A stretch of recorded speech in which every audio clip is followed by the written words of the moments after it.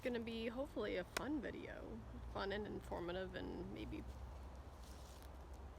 explain some history about today, the 4th of July, and the events leading up to it, and mostly about how, well, this video is going to mainly be about how the 4th is about saying no, the absolute right to say fuck no, and to correct what's wrong. Before I start, I'm going to give some context in the sense of like where I'm coming from and explaining some of these things in the video. I just went for a little freedom run. And I also took a decent dose of San Pedro. For those of you who don't know, San Pedro is a grandfather spirit in the form of a cactus, and they call it the San Pedro cactus. And it's mostly taken during the day. Some people microdose on it, but I took it specifically to calm some of the anxiety that is in the anxiety and the instability of a lot of people, energy in the collective. Also to bring forth the spirit of discernment when navigating life and looking past the flesh of people and discerning what spirit they're bringing forth instead of just what they say that they're doing. What are they actually truly embodying when you are talking to them? Discernment is required it's required today to function when you're talking to people, explaining to people, doing business with people, having relationships. Is this person actually on my understanding can be capable of holding a conversation, and are they actually going to stab me in the back in the future, or are they not? Are they for the same things that I am? Which usually for me it's freedom, truth, and love and justice. I see justice in there. Oof, I got big, wide open upgrade after saying that. Also, doing some historical analysis and research on my own history, on my own genealogy and ancestry. On my mother's side, it's very German and very French. On my father's side, it's very, very American. English, hence the last name Taylor. And there's also German and Norwegian in there quite a bit. And I've often wondered why, because Norway is known for supposedly the giants. They're more so taller people that live there. And I often felt that my energy body was much more larger than my actual physical body. Either way, my direct ancestors, they came here in the 1600s over on, I forget what the ship's name was. In the 1630s, they sailed over with Governor Winthrop in Massachusetts, and then one of my grandfathers left society as a good man or whatever you do. I think you have to go to the church and be like, I'm a good man, blah blah blah, and I'm leaving society because this. And because like the Puritan groups or whatever, you had to do that because that was just how the societal hierarchical structure was. And they left before the Salem witch trials. Now, they left England because they didn't like what the king and the church were doing, and then again, they left society in Massachusetts, specifically Salem, before it became shit. So my ancestry, and then after that, more of my grandfathers fought in the Revolutionary War. Specifically, I think one of them was the Battle of Bunker Hill. Either way, yeah, so there's a lot of that, like, that masculine energy in me. Also, I'm very aware of like my feminine energy. I'm receptive to what works, and passionate, compassionate people, because that works. Anyways, so Revolutionary War, and how did we become independent of the imperial empire of Great Britain at the time, or England at the time? And what led up to it was like there were the colonies before the Revolutionary War. There were colonies, and there were wars with the Native Americans and the French at the time, and Great Britain sent some troops to like help with the colonies and some of the Native Americans to establish territories and fight against the French or whatever. And then after that, Great Britain was in debt from the war or whatever, so they asked the colonies, they're like, hey, we helped protect you against some of the French or whatever, can you pay us? And like, where's America gonna get the money? We don't. The only thing that the colonies have at the time are like just basic resources that they have like from their environment. Otherwise everything was imported.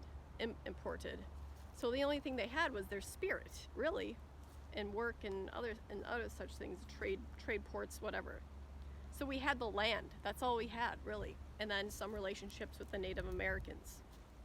That's important because during the Revolutionary War, Native Americans actually played an important part on both sides.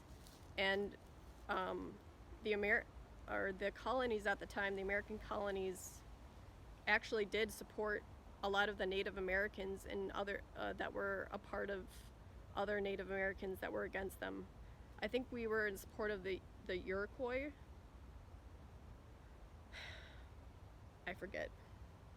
I know there's like 3 specific tribes that helped the American colonies against the British during the Revolutionary War, because they didn't want any more of the bullshit, just as much as the Americans didn't. So after all that jazz, Great Britain kept taxing Americans for like literally taxing us to death. Like you couldn't really do anything without being taxed, and you're like, why the fuck am I being taxed? Like there's the Stamp Act where you'd go and buy something and they'd stamp it, and then they'd say this is the stamp of like how much you're gonna get taxed. It's like 3% tax or whatever, and you're like, why? And then you try and buy something else and everything was taxed. And then there was also the import tax, which led to some revolutions and rebellions with like the Tea Party and all that jazz. And it just became a point where I think it was the Sons of Liberty or whatever got together in Philadelphia, and Samuel Adams, Benjamin Franklin, George Washington were part of this group or whatever, got together and were like, let's lead this Continental Rebellion or whatever. And George Washington, I think he was in like every like meeting, he just showed up in his like military choir. So they're like, all right, you be the fucking we would like you to be the leader of the revolution or whatever.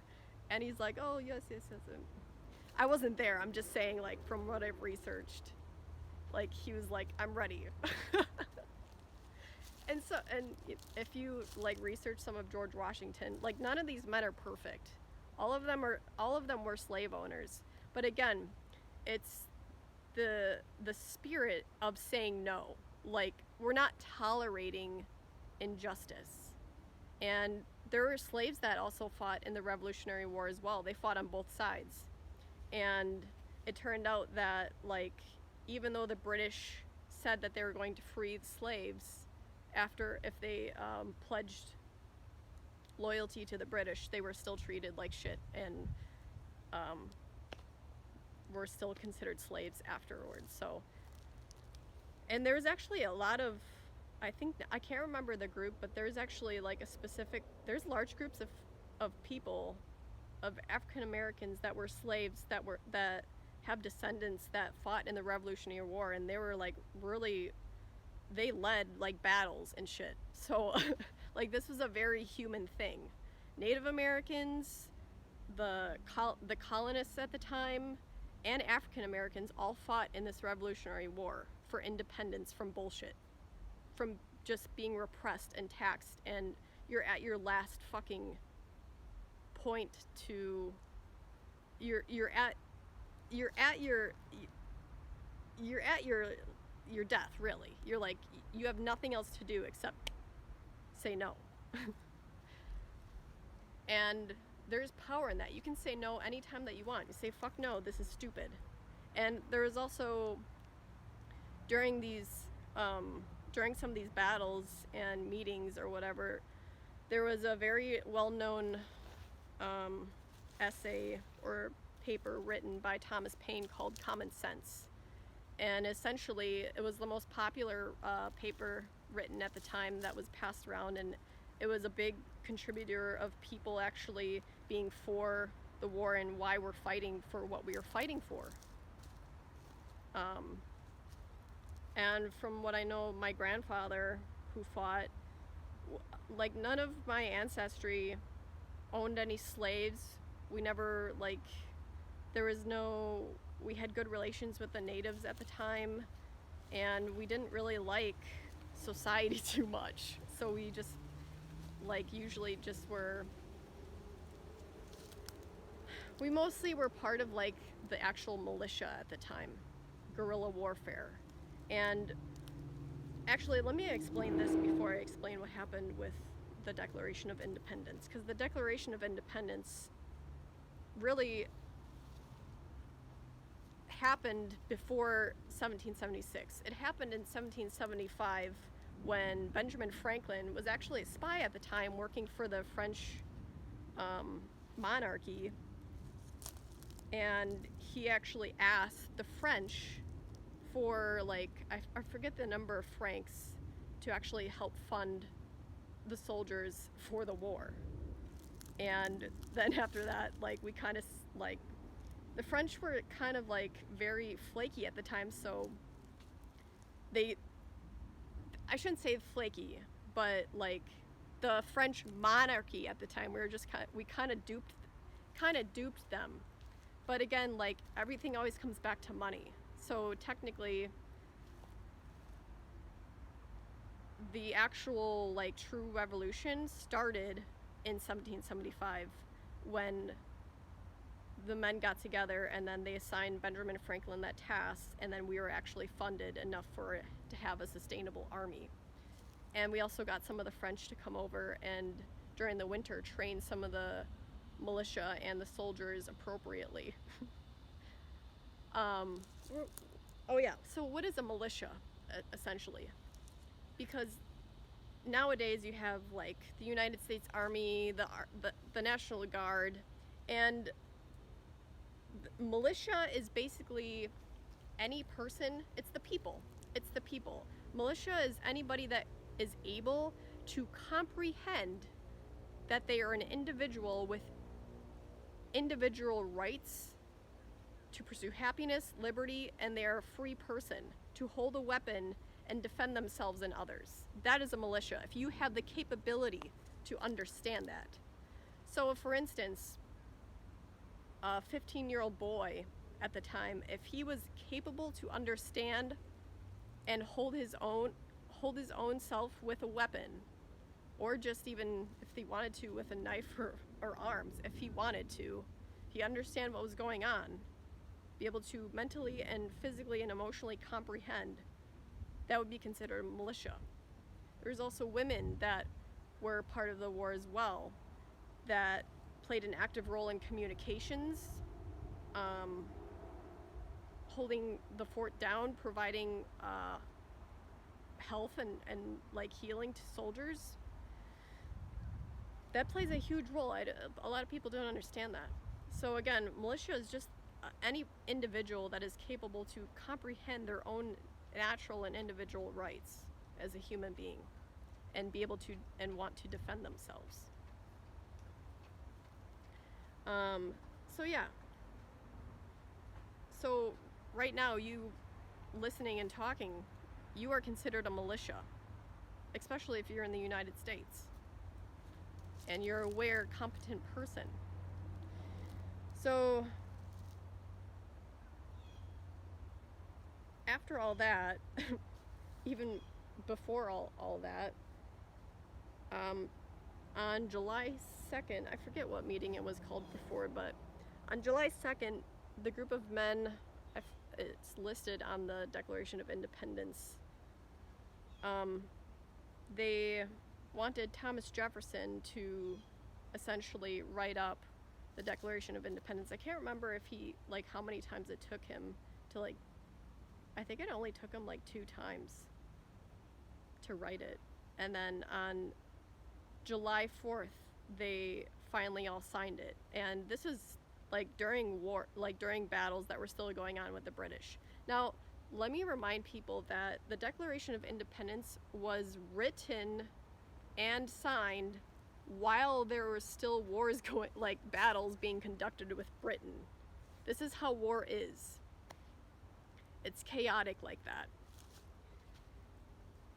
So, but it's important to know, because with that sense of consciousness, that's essentially directing consciousness, human consciousness, in a certain outcome. It's intention behind it. And so the war is already won in the mind and the hearts of individuals. They established it. This is it. We are independent of this shit tyrannical king who keeps taxing us to death for no fucking reason, other than he has nothing better to do and he can't fucking be accountable for his own shit. Suck his dick or whatever. I don't know. It's just like stupid. And that's how wars are won. They're already won in the mind. And that's even, I forget what his name was.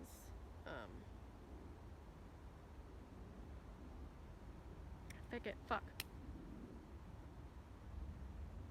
Some Chinese general commander. I post this stuff all the time. I want to say Tao Su. I'm gonna get a lot of flank for that, but yeah, it's important. Again, wars are won in the mind, and specifically your heart. If your heart's not in it, you have no engine for this, for this, for this, for this. Oh, and that's another thing. When the Constitution and the Bill of Rights was originally written up, everything a part of the Constitution is in regards to saying no to any fucking law that any other person makes that impedes on an individual's natural rights as a human being, as a being, essentially, as a sovereign being. So when it says the right to bear arms, we the people shall not be impeded.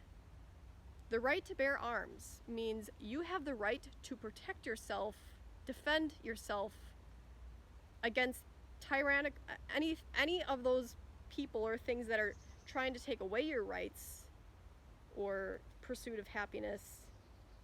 It shall not be impeded. That there's no saying, there's no arguing about it.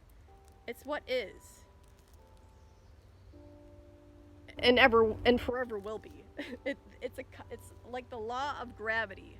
You can pretend that you're going to fly when you jump over the cliff, but it doesn't care. You're gonna fall. Gravity is gonna work no matter what you feel or think about it. That's law. And shall not be impeded, shall not be infringed. That's it. You have the right to protect yourself no matter what. Whether that's guns, forks, knives, arms, no matter what. So anybody trying to take away or impede on that right, you have every right to say fuck you, fuck no, and fuck everything that you're doing right now because it's incorrect. Okay? Happy 4th of July, happy Independence Day for all human beings. Because that's what it is.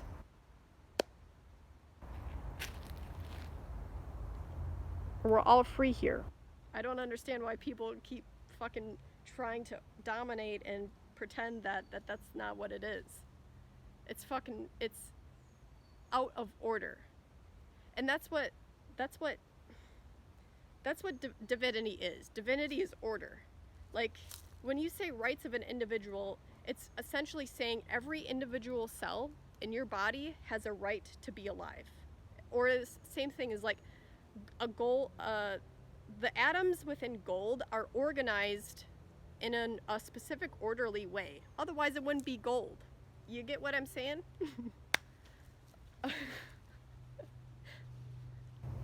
San Pedro. Happy Freedom Day. But specifically in 1775, when we decided to say, no, there is no, we're going every single route of freedom here, and we're saying, no, everything. It doesn't even, like, we're gonna do whatever it takes to be a free fucking individual, free group of people, free person.